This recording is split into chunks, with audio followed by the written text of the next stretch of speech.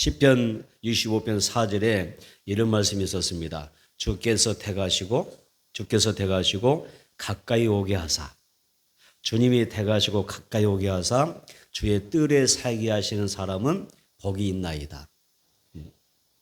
우리가 주의 집, 곧 주의 성전의 아름다움으로 만족하리이다. 이런 말씀이 있어요. 이 말씀 곰곰이 생각해 보세요. 주께서 택하시고 가까이 오게 하사 주의 뜰에 살게 하신 사람은 복이 있습니다. 또 우리가 주의 집, 주의 거룩한 성전의 아름다움으로 만족하리이다. 이런 말씀을 하고 있어요. 뜰이라고 하는 이 단어는 히브리어로 하체르라는 단어입니다. 하체르 그러는데 뜰은 어떤 뜻이냐면 주의 뜰은 성전 안에 이런 뜻입니다. 단순히 성전 밖에 어떤 내 집에 뜰을 이야기하는 것이 아니라 뜰 그러면 하체르라는 단어는 뭐라고 그러세요? 안이라는 뜻입니다. 그래서 주의 뜰 안에서 성전 안에서 살아가는 사람이 복이 있다 이런 표현이에요. 우리는 복받은 줄 믿습니다. 우리는 성전 안에 있습니다. 그래서 하나님이 나를 택하시고 가까이 오게 하사 또 어떻게 하셨어요? 또 주의 뜰에 성전 안에 살게 하시는 것만큼 큰 복이 없어요.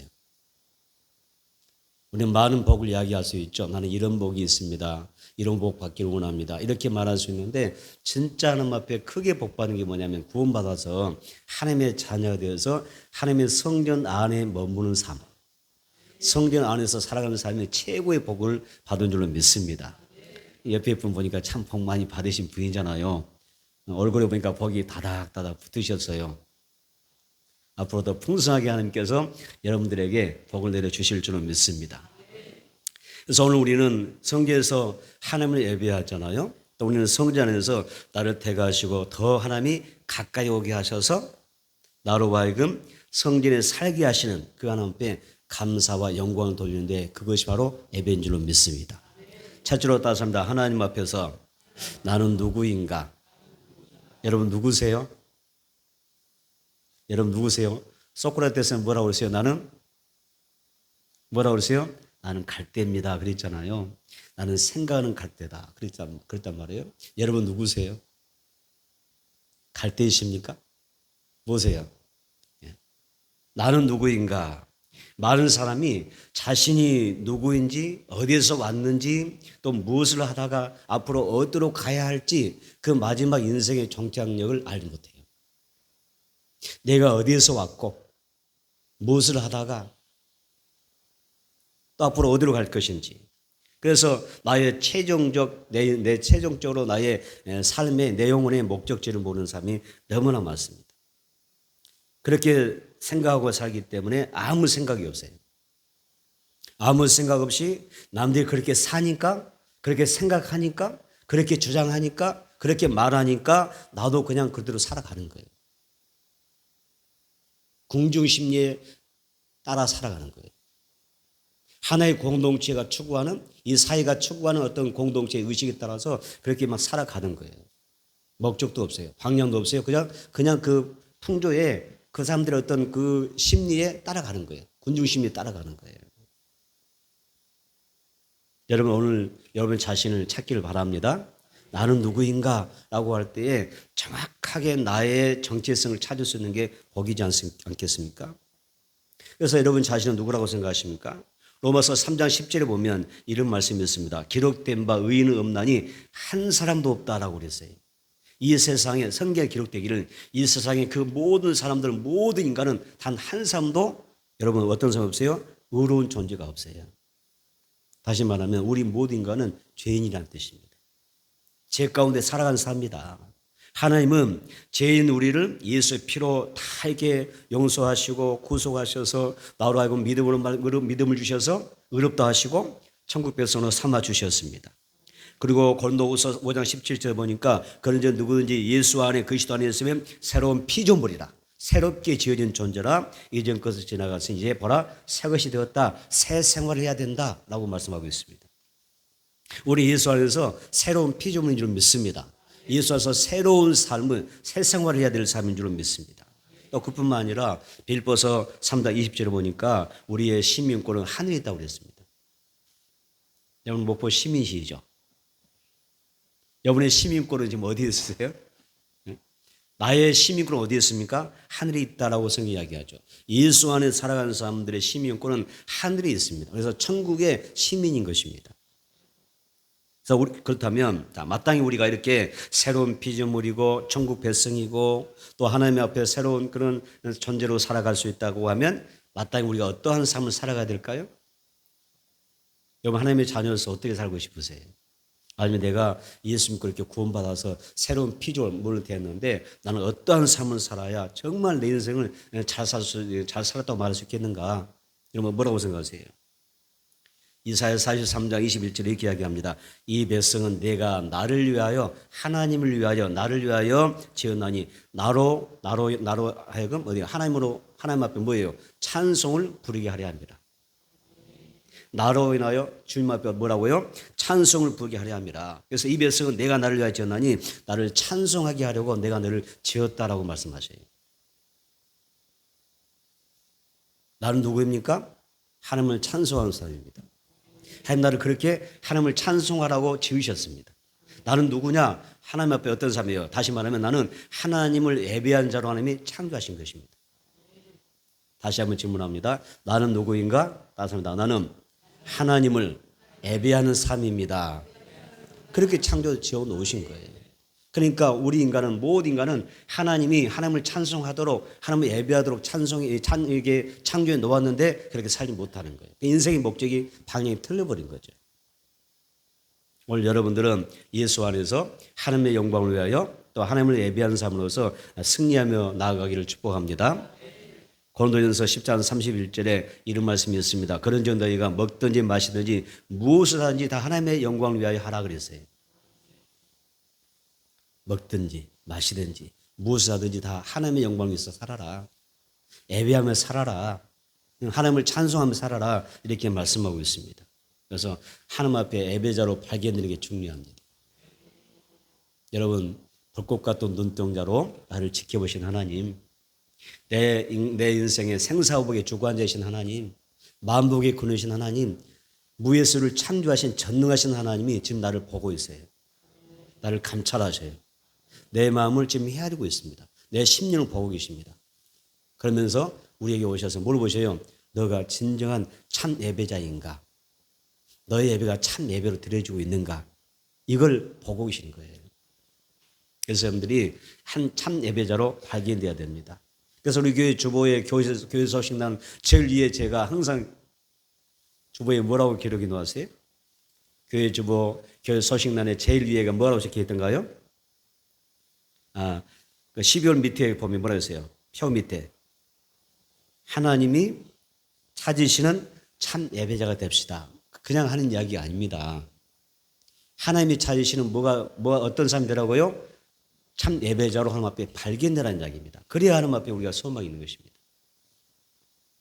언약의 하나님께서 참 예배자로 우리가 살게 되면 영광 받으시고 우리의 필요를 공급해 주시고 우리를 도우시고 하면 우리 인생 가운데 역사하셔서 우리의 삶이 날마다 승리할 수 있도록 또 예수 안에서 형통할 수 있는 그런 은혜를 허락해 주실 줄로 믿습니다.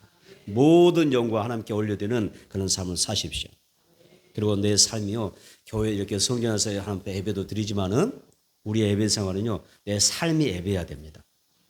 교회 밖에 나가서도 예배 드리는 것입니다. 주일날 나와서 이렇게 1시간 예배 드리고 많은 우리 예배가 아니라 이 교회를 떠나서 예배 드리고 나서 밖에 나가서 한 주간 살아갈 때 그 삶이 뭐라고요? 예배해야 한다는 얘기입니다. 어떤 사람들은 까마귀 고기를 드셔서 열심히 교회 하나님 앞에 와서 예배 드리고 교회 문을 나서는 순간부터 이제 딴 사람이 되는 거예요. 천국 시민이 아니라 무슨 시민이 돼요? 제가 너무 과기한 표현 안 하겠습니다. 세상 시민이 되어서 아니면 목포 시민이 되어서 살아가는 거예요. 뭐 세상에서도 우리가 시민으로서 살아가면서 의무를 다하고 성실하게 살면 좋죠. 근데 우리는 그렇게만 우리 인생을 추구하는 사람이 아니잖아요. 하나님의 자녀로서 믿음의 삶을 사는 사람으로서 우리는 어때요? 천국 시민으로 세상 살아가는 거거든요. 그래서 삶이 예배해야 됐죠. 그래서 로마서 12장 1절 한번 봐볼까요? 자, 로마서 12장 1절을 보겠습니다. 로마서 12장 1절 우리 함께 읽겠습니다. 로마서 12장 1절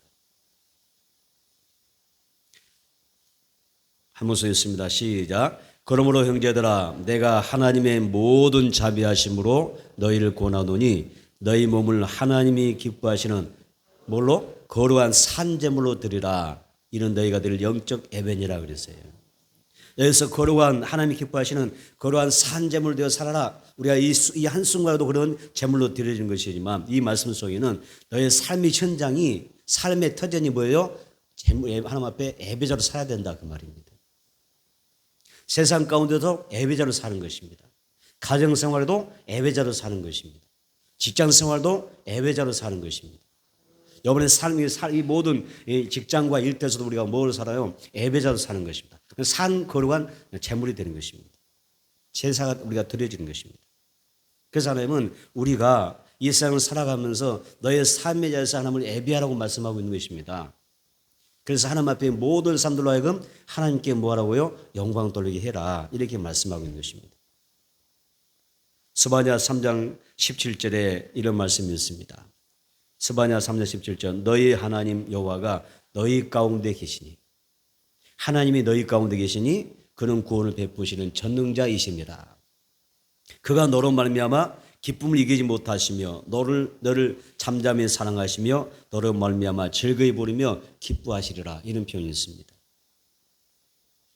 여러분 주님이 기뻐하는 사람이 됐으면 좋겠어요. 주님이 여러분들을 바라보실 때 정말 즐거이 내가 너를 부르며 내가 너를 기뻐하리라. 내가 정말 너를 사랑한다 라고 하는 그런 주의 음성을 들을 수 있으면 얼마나 큰 복이겠어요? 다시 한번 여러분은 누구십니까? 여러분 누구십니까? 나는 누구일까요? 나는 무엇을 하다가 우리는 어디로 가야 될 삶일까요? 언젠가는 내 인생의 겨울이 오겠죠? 마지막이 오겠죠? 뭐 받아들이기 싫습니까? 내 인생의 마지막이 온다는 거 받아들이기가 그렇게 힘드세요? 언제가 여러분 죽겠죠? 저거 좀 가격하나? 언제는 인생의 겨울이 오겠죠? 뭐 인정 못 하겠어요? 언제가 올 거란 말이에요. 그럼 언제가 올 때 내가 어디서 와서 무엇을 하다가 결국은 언젠간 죽으면 갈 거 아니에요. 마지막 정착지에 있을 거 아니에요. 어떤 사람은 구원의 문이 활짝 열려서 천국이 열리고 천국 천사가 여러분들 향해서 막 환영하고 막 빵빠리 울리고 뭐 천국 잔치가 벌어질 것이고 어떤 사람은 캄캄한 어두운 흑암과 같은 천기의 만길 낭떠러리 같은 그런 지옥의 문이 열릴 거 아니에요? 어디서 왔다가 이 땅에서 무엇을 하다가 내 인생 겨울이 오면 나는 천국으로 들어갈 것인지 지옥으로 갈 것인지 결판 날 거 아니에요? 기억하세요. 나는 누구인가? 하나님을 찬송하다가 하나님께 예배드리다가 하나님을 영화롭게 하다가 하나님 기뻐하시는 그 아름다운 일들을 선한 일들을 많이 하고 여러분 갈 곳은 딱 한 군데밖에 없어요. 그런 사람 어디 가요? 천국밖에 없어요. 이 사실을 믿고 우리가 앞에 나아가야 됩니다. 하나님 앞에 나의 신앙과 나의 삶을 받아주세요. 하나님 나의 예배 받아주세요. 나의 찬양을 받아주세요. 우리가 하나님의 찬송 목적이 그거잖아요. 나를 지신 목적이 뭐였어요? 나를 찬송하게 하려 함이라 그랬으니까. 하나님 나의 찬송을 받아주세요. 나의 예배를 받아주세요. 이것이 내 신앙의 고백이 되고 소망이 되어야 돼요. 다시 한번 나의 예배를 기쁘게 받아주세요. 나의 찬송을 기쁘게 받아주세요. 이것이 내 인생의 목적이에요. 이게 작은 꿈 같기도 하지만 소박한 꿈 같지만 정말 위대한 꿈입니다. 두 번째는 따스합니다. 사울은 예수를 핍박했던 사람이다. 아마 여러분도 예수님 많이 핍박하셨죠? 많이 있을 거예요. 다 많이 있을 것 같아요. 제가. 자, 스데반의 순교로 초대교회가 이 엄청난 박해가 시작이 되지 않습니까? 그래서 초대교회가 숱한 그런 엄청난 박해를 받으면서 성도들이 막 퍼져나가요. 각 지역으로 흩어지면서 뿔뿔이 흩어지지 않습니까? 환란 중에 성도들이 각 지역으로 흩어지면서 했던 일이 뭐죠? 예수를 전하기 시작하는 거예요. 흩어지면서 예수를 전하죠. 이것이 하나님께서 핍박을 통해서 흩어지게 하신 깊은 뜻이 있습니다. 원래 성령이 임하시면 하나님이 성령을 주신 목적이 무엇이에요?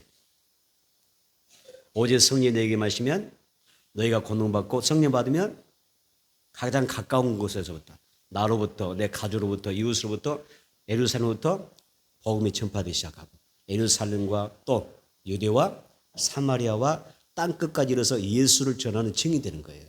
성령 주신 목적이에요. 그런데 이 초대교회 성도들이 성령 충만 받고 나서 그들이 뭐 했어요? 오직 뭐 했어요? 우리끼리만 조사오니 여기 있는 것이 조사오니 우리끼리만 조사오니 하다 보니까 하나님이 어떻게 하셔요? 박해를 일으켜요. 박해를 받으면서 이 초대교회 성도들이 이제 흩어지기 시작하잖아요. 예루살렘에 모여있던 성도들이 박해를 빼서 막 각지역으로 흩어져 나가기 시작합니다.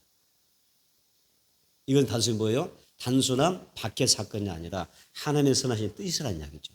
성령 오신 목적이 이루어지는 거죠. 땅끝까지 복음을 전하라고 했더니 딱 뭉쳐 있으니까 하나님이 박해를 통해서 다 흩으시는 거예요. 그러니까 이 초대교회 성도들이 흩어지면서 깨닫기 시작하는 거죠. 우리가 왜 이렇게 핍박을 당할까? 우리가 이렇게 하나님의 은혜 가운데 성령에서 늘 평안을 누리고 정말 은혜롭고 좋았는데 우리가 왜 갑자기 이렇게 엄청나게 박해를 받고 수많은 사람이 죽어가지고 감옥에 갇혀야 되는가 생각하면서 깨닫게 되는 거죠. 성령은 알게 하시기 때문에 성령이 그들과 함께 하시기 때문에 너희가 성령이 오신 목적에 따라 순종하지 못하기 때문에 박해가 온 거예요. 그래서 흩어지면서 깨달은 성도들이 복음을 전하기 시작합니다. 여러분 이것도 귀한 일이죠. 여러분 어떻게 하실래요? 자발적으로 잘 흩어져 복음 전하실래요? 강제로 하나님 밀어내셔서 복음 전하실래요? 평안한 가운데 막 성령 충만해서 하는 게 좋겠어요? 그냥 갖은 고난과 갖은 시련과 박해받으면서 하는 게 좋겠어요? 이야기면 저는 기쁜 마음으로 하는 게 좋을 것 같아요. 아멘. 예. 자, 이런 상황이 발생한 겁니다. 자, 사도행전 9장 볼까요? 사도행전 9장 1절로 2절 한번 봐보겠습니다. 사도행전 9장 1절로 2절 한번 보시겠습니다. 사도행전 9장 1절로 2절 시작. 사울이 주의 제자들에 대하여 여전히 위협과 살기가 등등하여 대제사장에게 가서 다메섹 여러 회당에 가져갈 공문을 청하니 이는 만일 그도를 따르는 사람들을 만나면 남녀를 막느라고 결박하여 예루살렘을 잡아오려 함이라. 이런 말씀이세요. 초대교회가 지금 박해받는 현장이잖아요. 그 박해 현장에 그 박해 현장에 조동자가 누가 됐어요? 사울이 됐단 말이에요. 사울이라는 청년인데 이 사람이 박해하는 일에 앞장서게 됐죠. 그래서 여기 이 말씀에 다메섹은 어느 지역이냐면 지금의 그 어디냐면 시리아의 수도입니다. 지금의 시리아의 수도 다마스쿠스라고 하는 지역입니다. 다메섹은 예루살렘에서 어느 거리냐면 약 240km 정도의 거리에 떨어져 있는데 그 당시에 가장 큰 도시 중에 하나였습니다. 다메섹이라는 도시가. 이곳에는 약 4만 명의 유대인들이 살고 있었고요. 그리고 이곳에는 32여 개의 회당이 이미 존재하고 있었습니다. 이 핍박을 당해서 이 흩어졌던 그리스도인들이 이곳에 가면서 어때요? 이곳까지 가면서 복음을 전하기 시작합니다. 그래서 놀라운 성령 역사로 예수 믿는 사람들이 늘어나기 시작하죠. 지금 시대를 살아가는 우리 믿음의 사람들은 어떤 삶을 살아가야 될까? 어떤 삶이죠? 어떤 삶 되세요? 모이면 기도하는 것입니다. 흩어지면 뭐 하는 거죠? 전도하는 것입니다. 모이면 예배하고 흩어지면 예수 생명을 전하는 것입니다. 이것이 성도의 삶입니다. 아마 여러분의 삶의 목적을 좀 업그레이드하면 좋을 것 같아요. 지금 현재의 그 삶의 목적 가운데 여기다가 좀 더 담아서 하나님의 그 놀라운 고상한 하나님의 말씀을 담아서 사명을 담아서 내 삶을 좀 업그레이드하세요. 모이면 기도하고 흩어지면 전도한다. 모이면 열심히 뭐하죠? 열심히 모이면 하나님 앞에 예배하고 흩어지면 열심히 나는 예수 생명 전하는 다른 사람에게 예수를 전하는 그런 사람이 될 거야. 이게 삶의 목적을 좀 높이셔야 됩니다. 여러분 당시에 사울이라는 청년은요, 하나님에 대해서 굉장히 열심히 많았습니다. 유대교의 신봉자였고 하나님에 대한 열심이 아주 탁월한 사람입니다. 특심한 사람이죠. 많은 사람들 가운데 더 하나님을 위해서 산다고 하는데 가장 열심히 냈던 사람이 사울이었습니다. 그런데 사울에는 뭐죠? 하나님을 위해서 열심히 살지만 예수를 모르는 사람이었습니다. 예수를 영접하지 않은 사람이었습니다. 하나님을 믿지만 하나님에서 열심히 산다고 하지만 예수를 모르고 예수를 영접하지 않았던 사람, 사울이었습니다. 그런 사울에게 귀에 소리가 들리죠. 예루살렘에서도 많은 핍박이 있어서 막 흩어졌는데, 이 복음 전하지 말라고 막 신앙을 해치려고 했는데, 아니 다메섹까지 가서 믿음의 사람들이 가서 복음을 전하고 뭐 구원받은 사람이 늘어나니까 이게 누구 귀에 들어가요? 사울에게 딱 들어가는 거예요. 그래서 여기서 화가 났어요. 자기 남들은 의분이 난 거죠.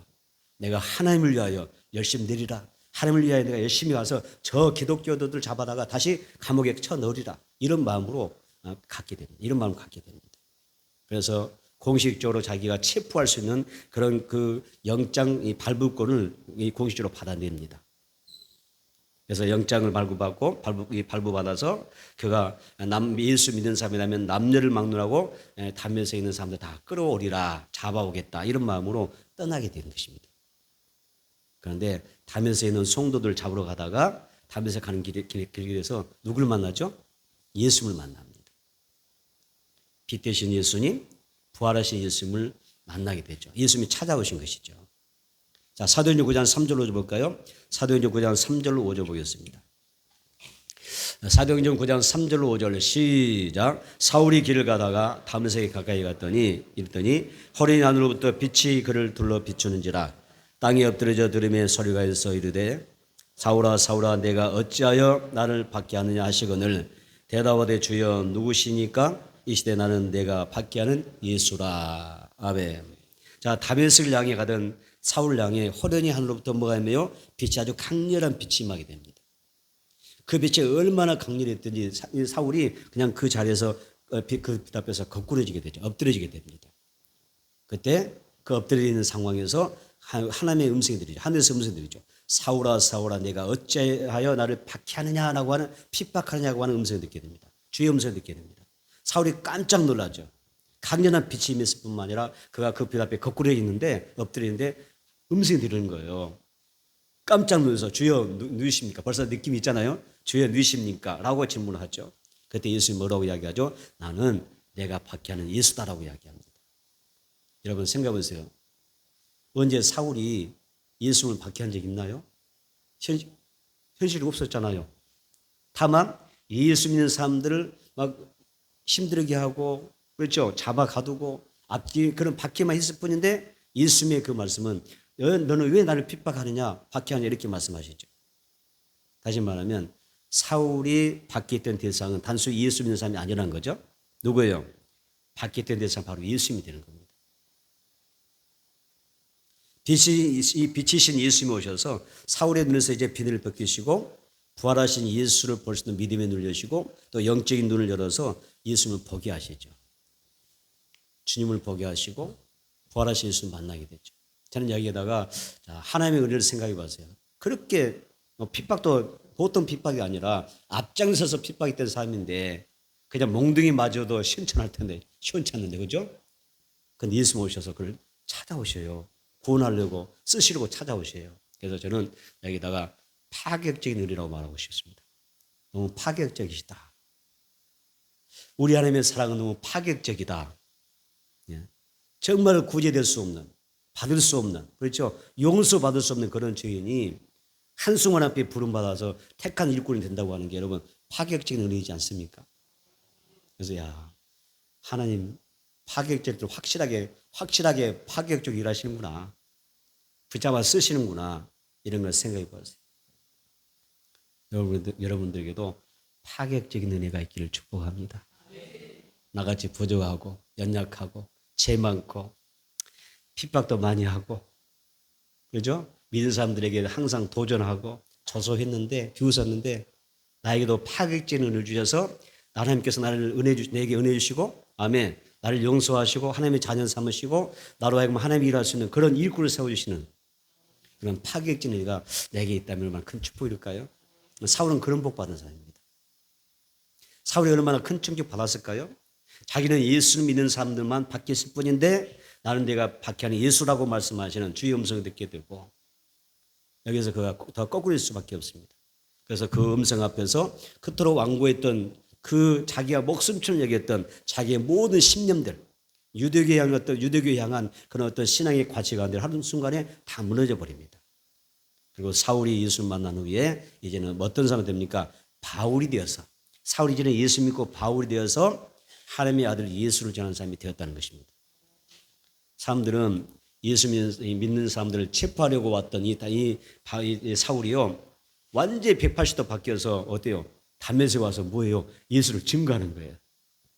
예수 믿는 사람들 잡아주겠다고 그냥 어디에 가두겠다고 쫓아왔는데 그 사람이 잡으러 왔는데 다 알잖아요. 소식이 있으니까, 소문이 있으니까. 지금 사울이 영장을 발부받아서 우리를 잡으러 오는데 알고 있는데 완전히 바뀌어서 이 사람이 막 예수를 전하는 거예요. 예수의 생명을 전하거든요. 사울은 성령의 권능에 힘입어서 예수가 그리스도라 힘있게 전하고 또 그렇게 복음을 전하는 것을 볼 수가 있습니다. 여러분, 사울은 사면 다하여 순교하는 그날까지 오직 예수만 전하는 삶을 살았습니다. 오늘 우리의 신앙생활에서도 사울이 전도자 바울이 되어서 그렇게 열심히 살아갔던 것을 기억을 하면서 아멘. 그래서 예수 믿기 전과 예수 믿고 난 후에 확실히 구별되는 영적 담에석 체험이 저와 여러분들에게도 더 있어지기를 축복합니다. 사도행전 9장 20절 보겠습니다. 사도행전 9장 20절 읽어보겠습니다. 사도행전 9장 20절 시작. 즉시로 각 해당에서 예수가 하나님의 아들이심을 전파하니 아멘. 믿으세요. 즉시로 믿고 놓으세요. 이 말씀은 아주 특별한 말씀이죠. 사울이 예수를 만난 이후로 어떻게 되세요? 즉시의 삶을 삽니다. 그래서 우리 신앙에도 하나님 앞에는 저는 파격적 은혜를 받고 정말 하나님의 귀한 은혜를 받아서 즉시로의 어떤 변화된 삶이 있어지면 얼마나 좋을까요? 여러분 이런 말이 있지 않습니까? 마귀의 시간은 내일이고 다시 합시다. 마귀의 시간은 내일이고 하나님의 시간은 오늘이다. 그 차이가 있잖아요. 마귀의 시간은 내일이다. 오늘의 시간은 하나님의 시간입니다. 그래서 마귀는 성도들로 하여금 그냥 자꾸 뭐예요? 자꾸 시간을 미루게 하죠. 내일이면 집 지으리, 내일이면 잘하겠다, 내일이면 더 주님 앞에 그렇게 살아보겠습니다 라고 하는데 내일은 마귀의 시간이란 말이에요. 하나님의 시간은 뭐예요? 즉시입니다. 오늘이라는 이야기입니다. 여러분 우리 인생의 새로운 날들과 신앙생활의 성장은 즉시로 하느냐 하지 않냐에 달리는 것입니다. 절대 내일 하겠다고 하면 할 수가 없습니다. 믿음이 자라는 것도요. 여러분 오늘 믿음이 자라는 거지. 내일 자꾸 내 스스로가 이게 미루면요. 자라질 않습니다. 즉시로 행하지 않으면 우리는 하나님의 뜻을 이루지 못할 때가 많습니다. 주님 내가 내일 주일 잘 볼게요. 이미 늦은 것입니다. 틀린 것입니다. 그렇잖아요. 우리가 주님 내가 내일 잘할게 해서 할 수 있는 일이 없습니다. 그렇죠? 마귀가 아주 교묘하게 나중에 하라고 하는 이 가라지를 내 마음에 다 뿌리고 하는 것입니다.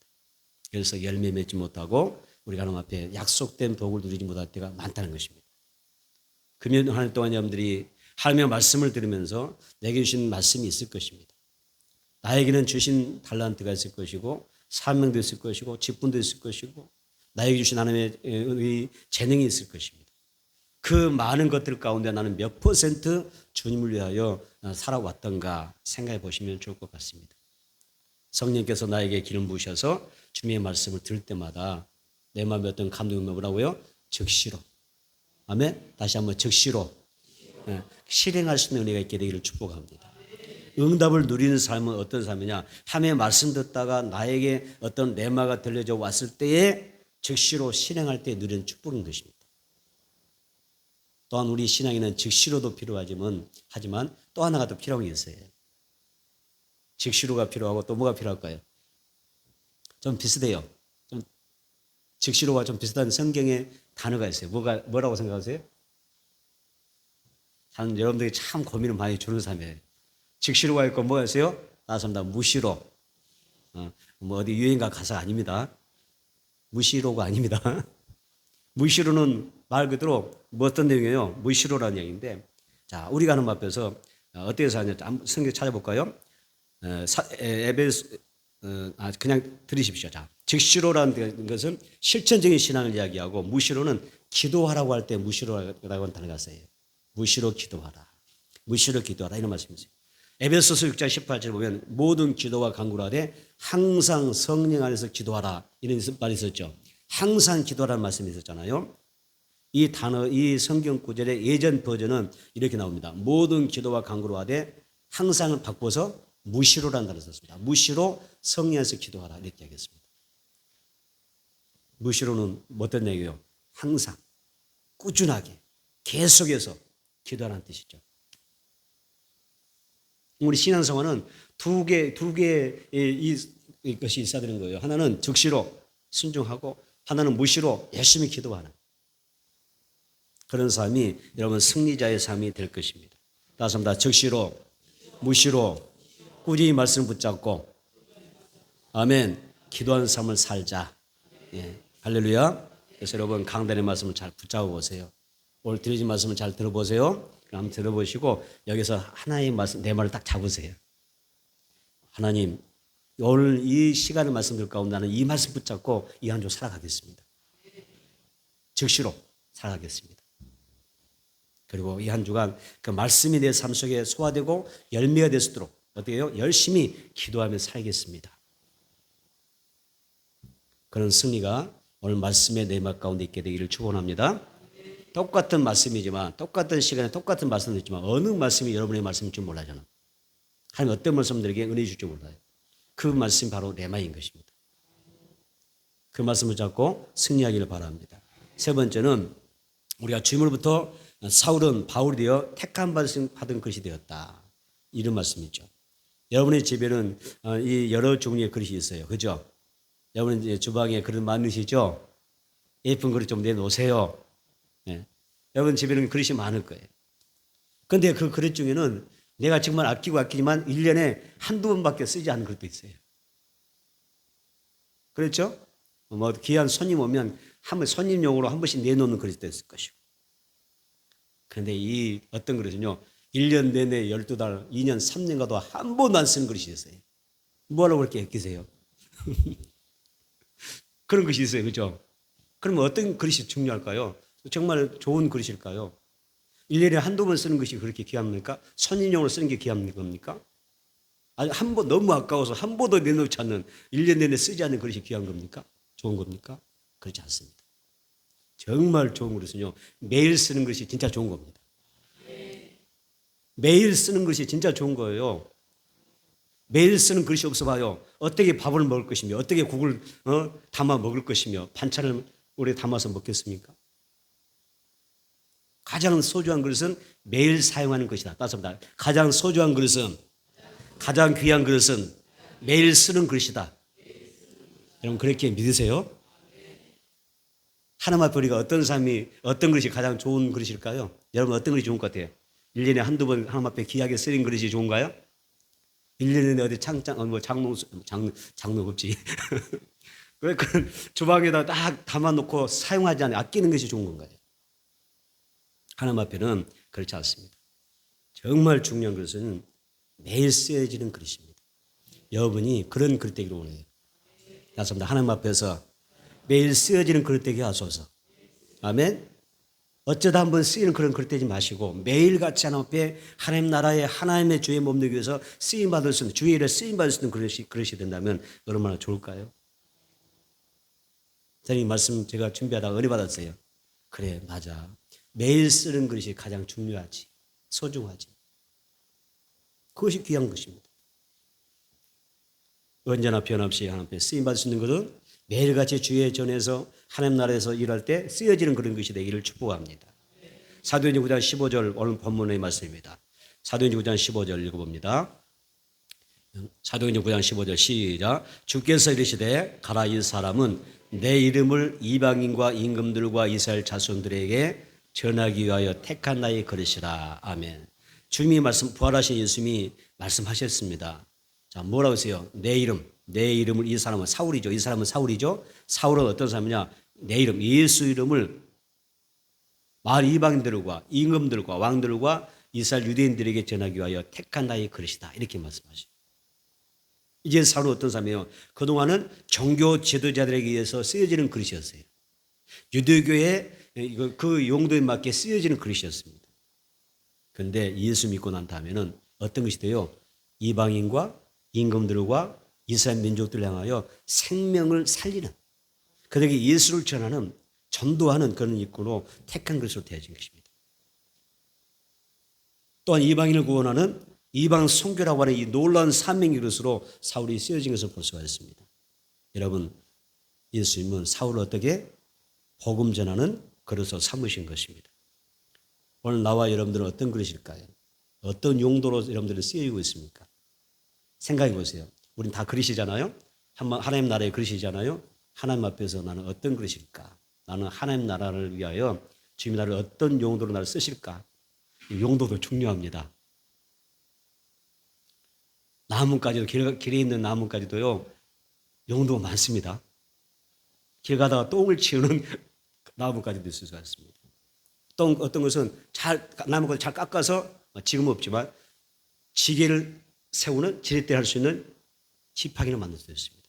사람이 사용하는 지팡이 될 수가 있습니다. 그것도 마찬가지입니다. 어떤 그릇은 정말 소중합니다. 좋은 것을 담아내는 그릇이 있었습니다. 지금이야 뭐 다 시대가 바뀌어서 좋은 화장실 쓰지만 옛날엔 여광이라는 게 있었잖아요. 그런 것도 있습니다. 뭘 담느냐 중요한 것입니다. 나는 여러분들의 그릇이 여러분이라고 하는 그릇이 가족을 담았으면 좋겠습니다. 이웃을 담고 나의 친한 벗을 담아서 여기에 그릇을 담아서 하나님 앞에 올려드릴 수 있기를 바랍니다. 그런 성도라면 그 성도를 때에 하나님 나라에서 하나님 앞에 큰 상급 받을 것입니다. 내 그릇에 예수를 담으면 이 질그릇이 보배로운 그릇이 되는 것입니다. 예수의 소망을 담아내면 우리는 많은 사람들에게 소망을 주는 사람이 되는 것이죠. 예수를 담았기 때문에 내가 질그릇이지만 보배로운 그릇 되어서 정말 내가 영광스러운 그런 삶을 살아가게 됩니다. 여러분, 예수님이 누구십니까? 예수님은요 우리 인생의 생사복을 주관하시는 생명의 주가 되십니다. 목마른 사람에게는 뭐 주세요? 생명수를 주시는 분이십니다. 예수는 소경의 눈을 띄워주시는 분이시고 병든 자를 치료하시는 분이십니다. 사망 고수를 깨뜨리시고 부활하신 그 예수님은 많은 사람들에게, 수많은 사람들에게 부활이고 생명인 영원한 생명을 주시는 그런 공급자이십니다.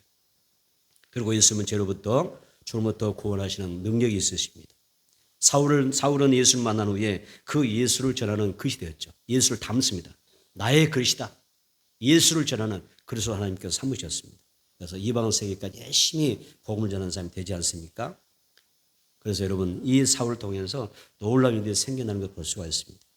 사울이 이 귀한 사역을 잘 감당할 때에 그가 하나님 앞에 바라는 것은 내 앞에는 뭐가 있어요? 의의 멸류관이 나를 기다리고 있다는 것, 예비됐다고 하는 것을 고백하게 됩니다. 오늘 우리도 바울처럼 많은 사람들에게 벌어지는 택한 것이 되기를 바랍니다. 난 내가 저를 통하여 예수를 나를 전하게 하는 그런 택한 것이다. 이렇게 말씀 주시면 고맙겠어요. 이 땅에서 지금 나를 부르신 그날까지 천국의 소망을 담아내는 그 생명을 열심히 담아 하나님 앞에 올려드릴 수 있는 그런 것이 되기를 축복합니다. 할렐루야. 말씀을 정리하겠습니다. 예수님이 요한복음 6장 39절 40절에서 이런 말씀하셨어요. 나를 보내신 이의 뜻은 내게 주신 자 중에 내가 하나도 잃어버리지 않냐고 마지막 날에 다시 살리는 이것이니라. 내 아버지의 뜻은 아들을 보고 예수를 보고 믿는 자마다 영생을 얻는 이것이니 마지막 날에 내가 이를 그 사람을 다시 살리리라 말씀하셨어요. 예수 믿다 오신 목적 분명히 있습니다. 생명 살린 일을 하셨습니다. 한 영혼도 지옥 보내고 오지 않으셨습니다. 다 구원하기 원하셨습니다. 여러분, 나는 누구인가라고 할 때 먼저 어떤 존재? 하나님을 예배하는 존재가 되고 내 예배가 하나님 앞에 발견돼야 되죠. 삶으로 하나님을 예배해야 될 줄 믿습니다. 그리고 예수님처럼 바울처럼 열심히 복음을 전해서 나로 인하여 나 때문에 누구 때문에? 여러분 때문에 예수 믿고 구원받는 그런 사람이 있어야 되지 않겠어요? 누구 때문에? 나 때문에 나로 인하여 누군가 예수 믿고 구원받을 수 있다면 얼마나 큰 축복이었어요? 여러분 유대인 신학자 아브라함, 요수와 헷이라는 사람이 있는데 이 사람이 이런 말을 했어요.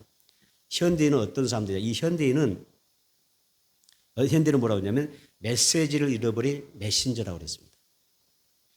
현대인은 메시지를 잃어버린 메신저이다 그랬어요. 무슨 말이에요? 오늘 우리에 해당되겠죠. 오늘날 많은 그리스도인들은 메시지를 잃어버렸어요.